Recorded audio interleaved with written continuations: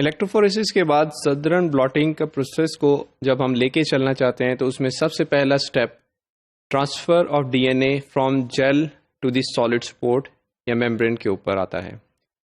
इस पर्पस के लिए हमारे पास डिफरेंट मेथड्स अवेलेबल हैं जो कि लैब में यूज़ किए जाते हैं। That includes the upward capillary transfer, downward capillary transfer, then simultaneous transfer to the two membranes using an electric current for electrophoretic transfer and vacuum transfer. इस presentation में हम बात करेंगे upward capillary transfer की। Upward capillary transfer, as the name indicates, it involves a capillary action. And the flow of the liquid is from bottom towards top. If you look in this picture, this is a setup that is established for upward capillary transfer. In this setup, we have a reservoir of a buffer at the bottom, and to this reservoir there is dipped a filter paper, the Wattsman filter paper, which crosses a glass plate or the solid sport, so that the edges of this filter paper are dipped in the reservoir. अब जब इसके किनारे इस filter paper के reservoir में dip हैं तो ultimately क्या होगा, एब्जॉर्बेंस कैपेसिटी की वजह से जो रेजरवायर का सॉल्ट सोल्यूशन है that is going to travel through this Wattsman paper, and then above this Wattsman paper we have our gel through which or from where we want the DNA sample to be transfer to the membrane. Right above this gel, this green color shows the presence of the solid sport, that is nylon membrane. Then there are two pieces which are shown here in blue color. These two pieces are of again Wattsman paper which are soaked in diluted solution. The buffer SSC buffer. SSC is a salt buffer that have the sodium chloride and sodium citrate in it. And above these two paper we have a stack of paper towels. These are totally dry paper towels, and at the top we have a glass plate and then a source of weight that should be equally distributed. Now this setup is going to create a column, and the liquid or the buffer from the reservoir will start moving due to capillary action from bottom towards the top, because at the top we have some dry paper towels. This buffer has to pass through the gel, and when this ionic solution is passing through the gel, it along with it carries the DNA through the gel, and that DNA is shifted over the nylon membrane. When this DNA is shifted to the nylon membrane, then basically we are going to achieve our target, that transfer of the DNA from gel to the nylon membrane or solid sport. यहाँ पे एक चीज़ देखने वाली है, the wells are like opposite और upside down.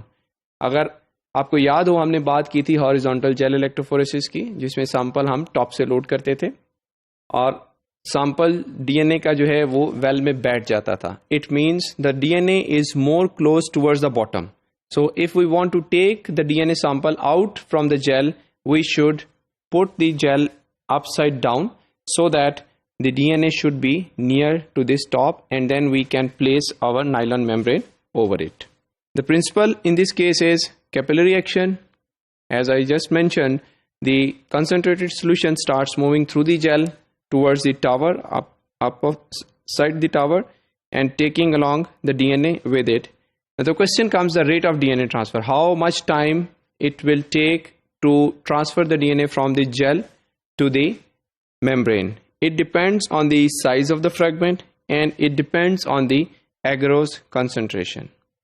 If we are working with the DNA fragments which are smaller in size, less than 1 kilobase, then in that case, and they are run at in a gel of 0.7% agarose gel, then the transfer time is almost 1 hour or less than 1 hour. But if the fragment of DNA are larger, then for example more than 15 kilobases, then it can take up to 18 hours to transfer, and even the transfer is not still complete. in such longer transfer, the efficiency is going to be affected.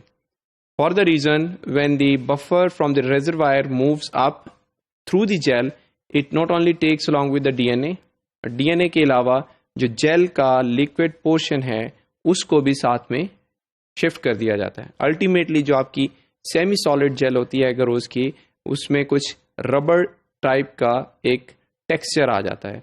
When the gel is going to get a rubber type texture, then it is very difficult that the liquid can further pass through and can perform its function.